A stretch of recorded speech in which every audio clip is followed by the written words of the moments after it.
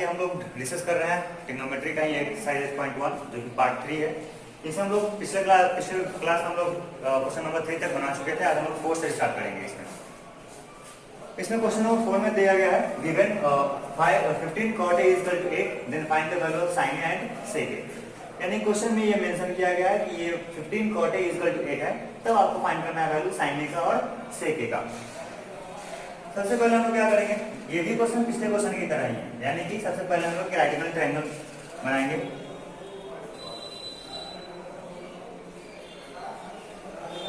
अब इसमें क्या है, जैसे गिवन है वो लिख देंगे यहाँ से, given 15 cot A is equal to 8। जैसे कि क्वेश्चन पिछले क्वेश्चन में देखे होंगे कि यहाँ पे सिर्फ एक वैल्यू रहा हो, या तो साइन रहा होगा या फिर कॉस रहा होगा या फिर सेक रहा होगा। यहाँ से हम क्या करेंगे, फिर इस 15 को यहाँ से हटाएंगे और इस तरफ लाएंगे, यानी कि therefore cot A is equal to 8/15। अब आगे यहाँ से तो हो गया 8/15। अब इसका फॉर्मूला क्या होता है, cot का फॉर्मूला होता है tan का होता है t/b, तो cot का क्या हो जाएगा, इसका रिवर्स यानी कि b/t। तो therefore b का जो वैल्यू है वो हो जाएगा 8 एंड t का जो वैल्यू है वो हो जाएगा 15। अब हम लोगों को b और t पता है लेकिन h पता नहीं है, तो सो h का वैल्यू कितना आ जाएगा यहाँ से h² = p² plus d²। t का वैल्यू हम लोग यहाँ से पुट करेंगे 15² प्लस b 8², 15² 225, 8² 64, 5 4 9 6 2 8 एंड 2, यानी कि जो h² है 289 आया, तो देयरफॉर h का वैल्यू हो जाएगा √289 और इसका जो वैल्यू आएगा √2 वो कितना हो जाएगा 70। तो आपको ये सब यहाँ से पता चल चुका है। तो नाउ हम लोग को फाइंड क्या करना था, हम लोग को फाइंड करना था sin A and sec A। So sin A is equal to t/h, जैसा कि हम लोग फॉर्मूला पढ़े थे। तो ये हो जाएगा t का वैल्यू यहाँ से कितना आ जाएगा 15 और h का वैल्यू आ जाएगा 70। अब आगे है sec A इक्वल टू सेक का फॉर्मूला क्या होता है, तो cos का होता है b/h, तो सेक का हो जाएगा h/b। h का वैल्यू अभी हम लोग फाइंड किए यहाँ से 17 डिवाइडेड बाय b का वैल्यू यहाँ से हो जाएगा 8। तो ये था हम लोग का क्वेश्चन नंबर 4। अब हम लोग का नेक्स्ट क्वेश्चन है क्वेश्चन नंबर 5। इसमें दिया गया है sec θ = 13/12। क्लियरली आप देख सकते हैं sec θ = 13/12। Then calculate all trigonometric ratios, यानी कि वैल्यू एक दिया गया और इसमें क्या करना है, जितने भी ट्रिग्नोमेट्रिक रेशियोज है सबको वैल्यू फाइंड करना है।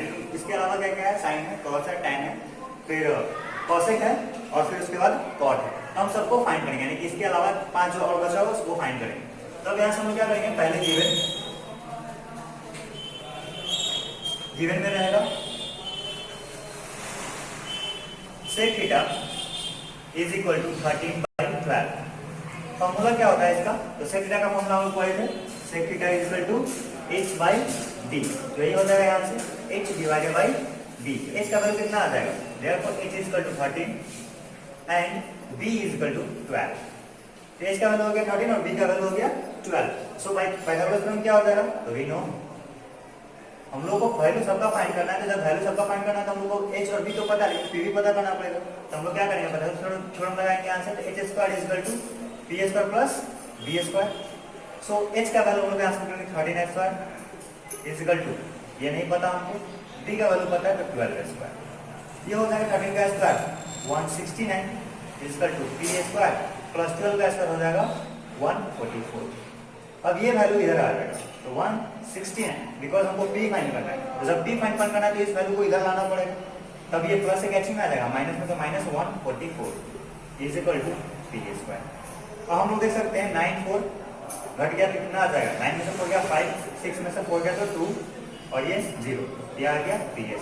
तो देयरफॉर p का वैल्यू हो जाएगा √25, यानी कि p का वैल्यू आ गया 5। अब p का वैल्यू आ गया है 5, हम लोग फाइंड करना है क्या, सब जितना भी ट्रिग्नोमेट्रिक रेशियोज है सबको फाइंड करना है।